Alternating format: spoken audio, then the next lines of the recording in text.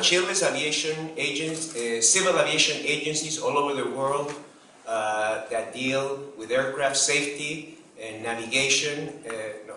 Excuse me. It's under civil. In other words, it's like the head of the department.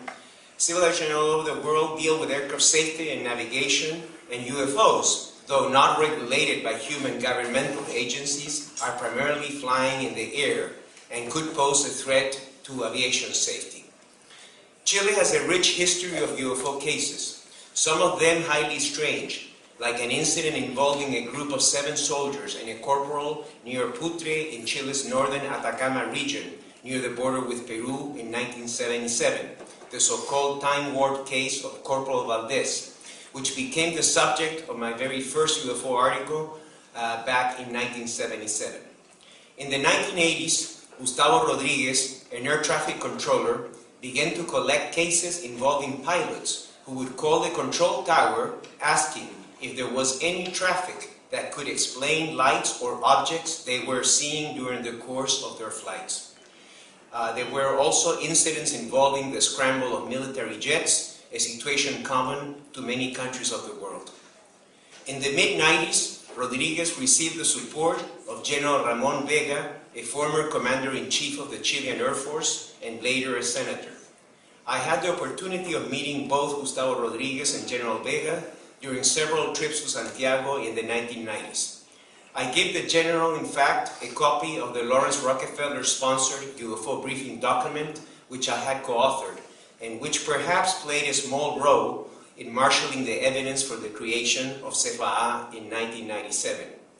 During its first months, however, CFAA seemed rudderless until Air Force General, retired, Ricardo Bermudez, was named director. General Bermudez was the director of the Technical School of Aeronautics, which trains air traffic controllers. And it was at this school, which I visited many times, where the commission was housed for a number of years.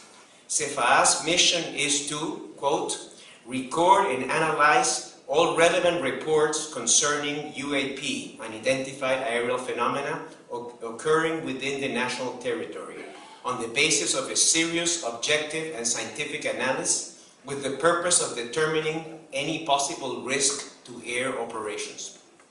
In 2002, CFAA became essentially inactive for a number of years, but in December of 2009, the DGIC, the Civil Aviation Agency, announced that CFAA was being reactivated, and once again General Bermudez was brought back to direct it and Gustavo Rodriguez to serve as secretary. The committee's headquarters was moved to a new location at the National Aeronautics and Space Museum near the old airport of Los Cerrillos in Santiago. As unidentified flying objects is real and is present within the controlled airspace and outside the controlled airspace. It is also present in the sea. We have some reports from our Navy in that respect. It is present everywhere, and therefore it is necessary to share the information in order to have more background and be able to study it more scientifically, so that we can give real information to the people and not rely on what is shown in TV and in the sensationalist media. Government agencies have 20 days to respond to queries from the public regarding public records, but in some respects it goes beyond the FOIA. With the exception of matters dealing with national security and foreign relations, the transparency law was designed so government agencies can act in an open and transparent manner, even in cases where they receive no queries from the public. CFAA has fully complied with the requirements of the transparency law, and as explained by General Bermudez, quote, this is the way we deal with the phenomena, openly and freely. CFAA has documented many UFO cases involving commercial and military pilots. One of the more interesting ones, known as the Pelican case, occurred on June 24, 2010, and it involved 3 different aircraft, 2 airliners and a Navy plane called Pelican. As put by General Bermudez at a lecture he gave at the International UFO Congress in Fountain Hills, Arizona in 2012, quote, 3 airplanes witnessed the same phenomenon. 2 commercial planes are approaching Santiago. The military plane is coming 300 miles from the north, and an object is cruising his airway.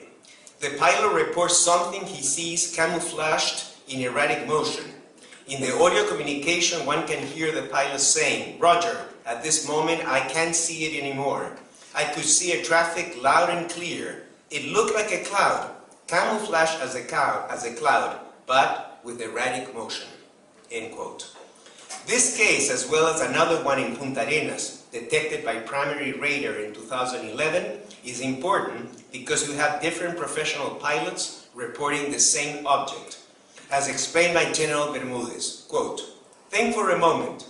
If one experienced commercial pilot reports to me that something flew across in front of his airplane, I pay careful attention.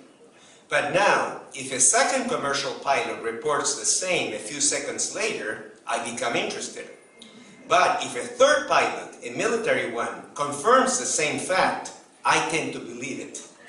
In this case, do we have one UFO close to the airplanes, or we have two UFOs? If we had one, its incredible speed doesn't correspond to anything we have now.